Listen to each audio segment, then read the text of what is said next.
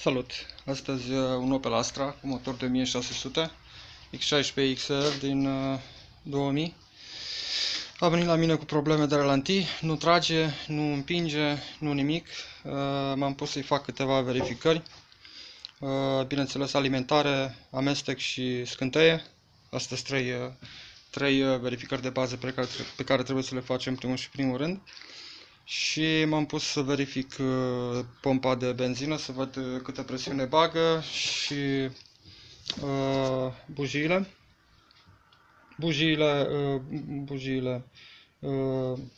pachetul de bobină de inducție și le fac pe amândouă odată, în sensul că bobinele sunt alimentate, bobinele, injectoarele și pompa de benzină sunt alimentate toate de același releul pompei de benzină de aici. Nu e nevoie să-l scoateți, dacă aveți un Opcom e mai ușor pentru că nu trebuie să mai măsurați cu multimetru pe aici la bobină și la pompă și la toate cele. Pur și simplu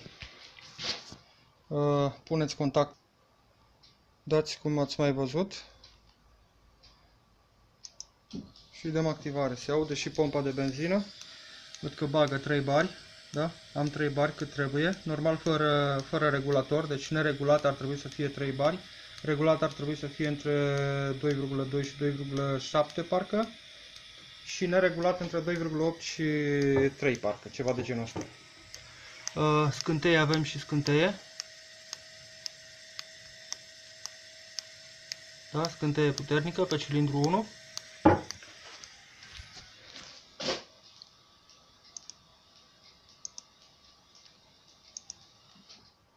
Când ieșim din test, se oprește și pompa de benzină.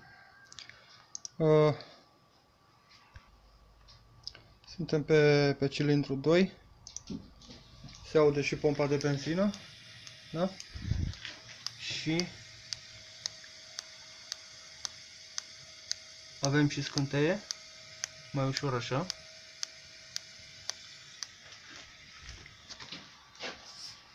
Cilindru 3.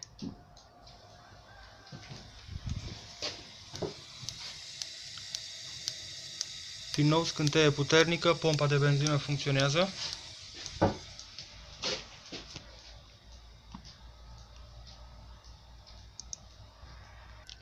Cilindru 4.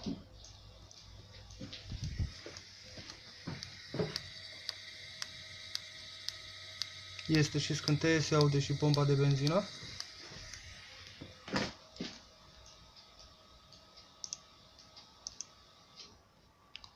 Ok, deci am testat, în câteva minute am testat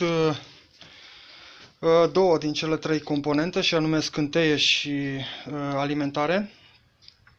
Urmează să verificăm alți senzori și alte componente care au un aport în executarea amestecului, să zic așa. Următorul pe listă o să fie IAC, Idle Air Control, controlul aerului la ralantii, pentru că mi-a adus-o, am băgat-o în garaj, am pornit-o și după puțin timp mi-a murit și n-a mai pornit.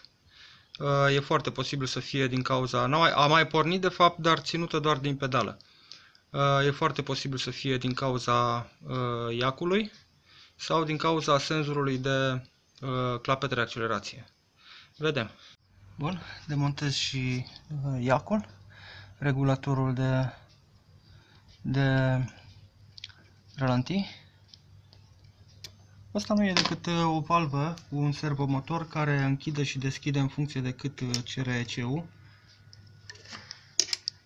Închide și deschide un orificiu prin care intră aer. De curată e curată pentru că am curățat-o eu acum câteva săptămâni, luni de fapt. Ok. Mergem la Opcom și dăm activare. Da? Deci ea se strânge până la capăt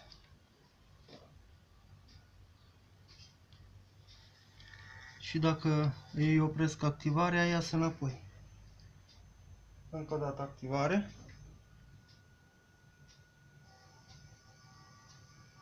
El își face toți pașii, da? 255 de pași.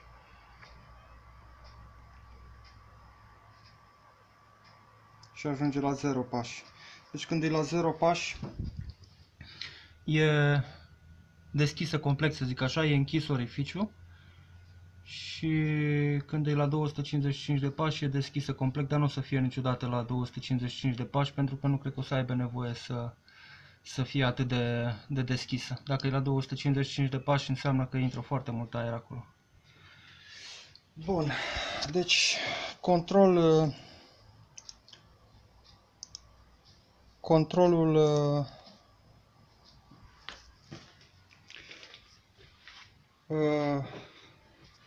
controlul amestecului, adică valva supapa iac sau cum vreți să spuneți, e ok, bujiile sunt ok, alimentarea e ok. Acum ce am putut să observ eu pe bujii e faptul că are amestec bogat, într-adevăr consumă mult. Acum e de văzut de unde vine amestecul bogat.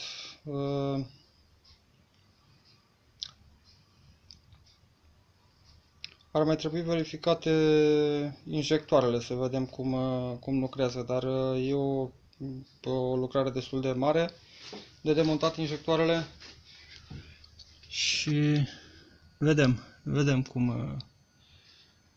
cum o scot la capăt.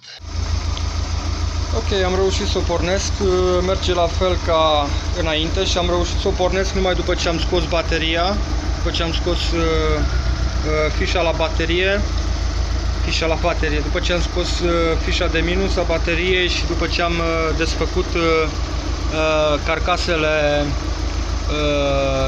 calculatorului și le-am dat cu spray contact înainte de a da fișa jos. Nu mi-a mers deloc.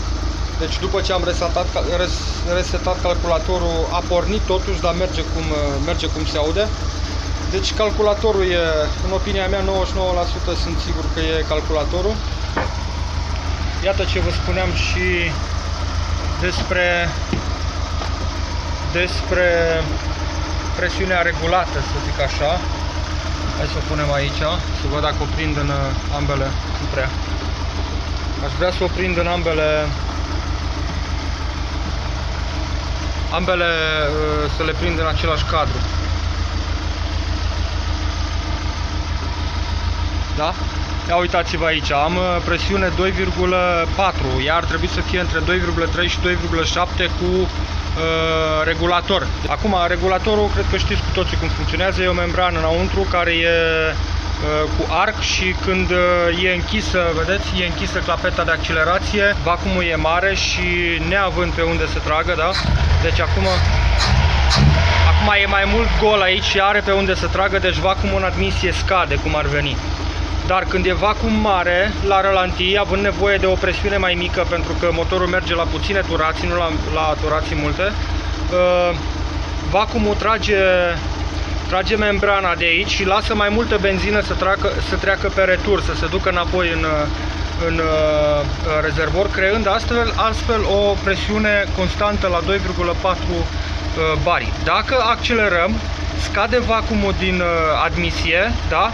Și scăzând vacuumul din admisie, se închide supapa aia, membrana aia se închide și în rampă vom avea o presiune mai mare. Ia uitați-vă cum crește presiunea. Da? Până la 3. Crește presiunea până la 3 bari. Pentru că la 3 bari e presiunea nominală a pompei, mai mult n-are cum să crească. Crește și mai apoi scade, pentru că trage, la decelerație e cel mai mare vacuum, cea mai mare cantitate de vacuum în admisie și fiind vacuum mai mare, membrana se ridică mai mult și lasă mai multă benzină să treacă. Da? Ia uitați-vă acolo, 2,4, ar trebui să urce până la 3 și mai apoi să scadă sub 2,4, dar nu sub 2. Da? 2,2. 2,2. Da? Deci cam așa merge. Iar când se stabilizează vacuumul din admisie, atunci avem stabilizat și debitul și presiunea care dă debitul de la injectoare. Ok. Revin cu un update, să zic așa. După mai multe investigații am găsit că sonda lambda nu funcționează corect, și inițial am crezut că funcționează corect. Uite, e la 102,93,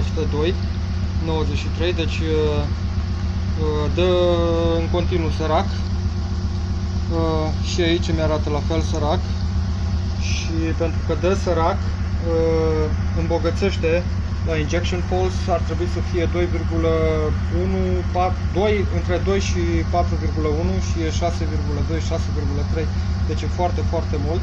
Și injection pulse ăsta, îmbogățirea se poate vedea și la O2 integrator, la O2 integrator. E 180, normal ar trebui să fie 120. O2 integrator ține loc de shorter fuel trim, să zic așa, ar trebui să fie undeva la 128 ca și valoare medie, iar O2 BLN cell content Blockler multiplier ar trebui să fie între 106 și 150, deci e pe maxim, și ăsta și ăsta, iar celula e numărul 18, numărul de celule e numărul 18. Asta înseamnă că îmbogățește foarte, foarte, foarte mult. Îmbogățește pentru că odată am voltaj mic de la sonda lambda și pentru că am în loc de 1,49 voltaj la map senzor, am 1,70. Acum, ce am observat eu mai devreme? Am observat că și cu contactul pus, dar fără motor oprit, am în loc de 5 volți referință, am 5,2 volți. Deci 5,2, 1,7. Sunt 20 de volt care sunt adăugate aici.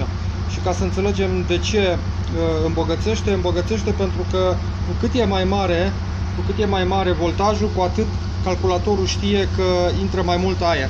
Da? Și ca să egalizeze amestecul, bagă mai multă benzină. Cum am văzut și mai devreme, la milisecunde sunt în loc de 2,5-3 milisecunde cât ar fi normal la un motor din ăsta, e dublu. Deci îmbogățește, consumă foarte, foarte mult. Asta o vedem și din Block Cell Multiplier. Și ia uitați-vă cum crește voltajul dacă umblu la accelerație. Da? La full load stop ar trebui să fie 4,9 egalizat cu voltajul de referință.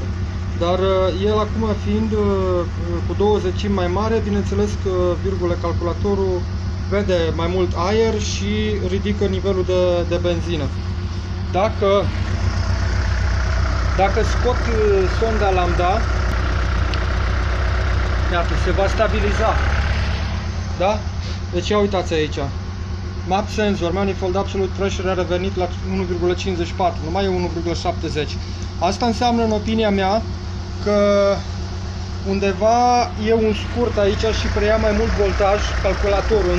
E un scurt în calculator și duce mai mult voltaj, duce 0,2 volți mai mult la map pe voltajul de referință. În loc să fie 5 volți, e 5,2. Și în timpul funcționării ăia 0,2 volți apare în loc de 1,5 la ralantii 1,7.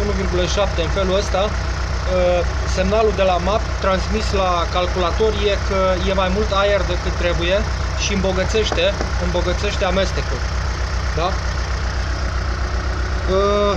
Aici l-am măsurat între pinii ăștia și ăștia, deci între ultimii doi, între gri și negru, și îmi dă chiar și pe voltmetru, îmi dă la fel voltaj mic. Asta înseamnă că e și sonda lambda dusă, dar e și o problemă în calculator pentru că uite, da? Și a pierdut semnalul. Da? Iată, voltajul e normal acum la map sensor, da? Ăsta trebuie să fie 1.49, 1.50.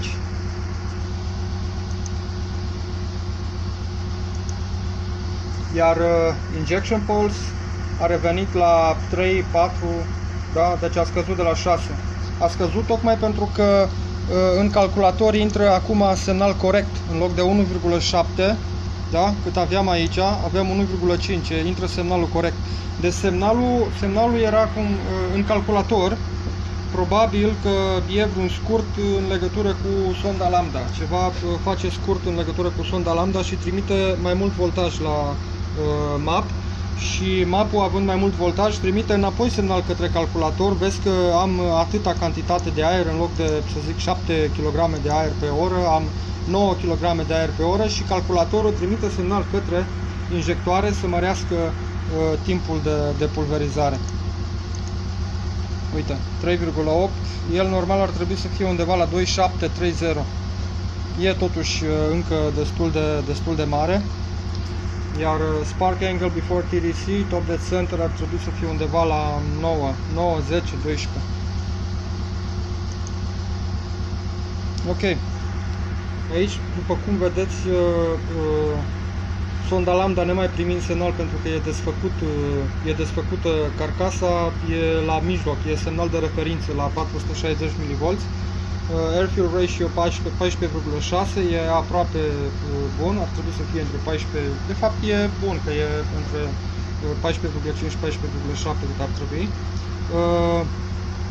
O2 sensor loop e deschisă, bineînțeles, dar ce e cel mai interesant e că nu avem, uite, îi dăm refresh și nu avem niciun cod. Da? Niciun cod de eroare că s-a deschis cumva. Că s-a deschis circuitul. Codul de eroare apare abia după ce depășești 90-100 de km la oră. Că am ieșit cu ea în lucru, într-un test și uite, vezi, acum e constant, 1.42, 1.38, 1.50. E corect.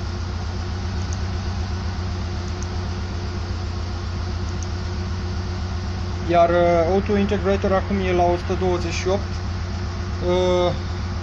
E, cum să zic, e valoarea de centru, cum ar veni, pentru că și valoarea sondei lambda e valoarea de centru, valoarea de referință 460 de mV.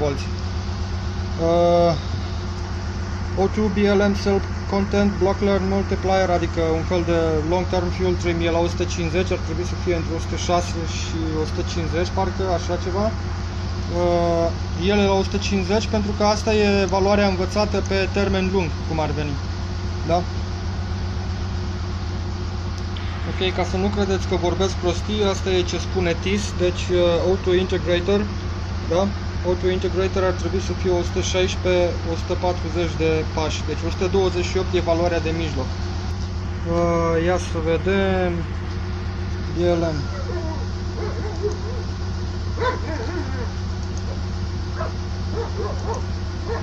Da, engine running at idle speed, operating temperature, all consumers turn off, accelerator pedal not actuated, între 106 și 150 de steps, de pași, între accelerator pedal slightly actuated, 106-150 de pași. Ideea e că O2 BLM Cell Content Block Learn Multiplier ăsta e suplinitorul, să zic, mai vechi pentru Long Term Fuel Trim. Deci 150 e maximum posibil. Da, și noi avem aici 150 pentru că el îmbogățește abolânda. De fapt îmbogățea, el a învățat aici, a îmbogățit. Acum că i-am scos sonda lambda, e la mijloc și na. Dacă o bag înapoi,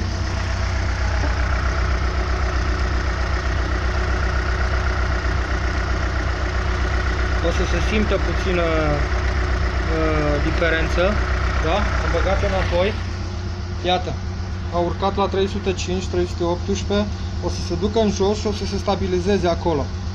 Și acum s-a închis și bucla, pentru că calculatorul a sesizat sonda lambda, dar ea nu merge bine, nu merge corect, nu merge ok. Ia uite, cum urcă milisecundele, da? injection pulse. Urcă la 5,3, 5,4 și de ce urcă? Pentru că urcă și, uite, map sensor, manifold absolute pressure urcă și el la 1,60. Deci exact cu aia 2 mV, 0,2 volți. Și dacă urcă cu 0,2, atunci calculatorul știe, bă, am mai mult aer, deci bag mai multă benzină. Da? Și dacă bag mai multă benzină, atunci mi apare și aici, la Auto Integrator mi apare mai mult, 180. Da? Deci, ca să trag concluzie, reparația se va termina cam în felul următor. Să vorbesc cu clientul, el vrea să o vândă și nu știu dacă vrea să bage mulți bani în ea. Dar primul pas ar fi schimbarea sondei lambda, de preferat una nouă, dar e bună, sper, și una la mâna a doua, ca să eliminăm posibilitatea ca sonda lambda să provoace absolut toate problemele. Deci o sondă lambda cu vreo 30-40 de lei, care să fie bună, bineînțeles, și să vedem dacă se îmbunătățește starea. Dacă nu se îmbunătățește starea după schimbarea sondei lambda, atunci, deci dacă apar tot aia 0,2 volți la map, atunci bineînțeles că va trebui umblat la calculator, ori reparat, ori schimbat. Schimbat e mai scump, pentru că proprietarul nu are nici cod și fără cod nu poți să-l resetezi și să-l bagi pe celălalt. Bun, păi cam atât.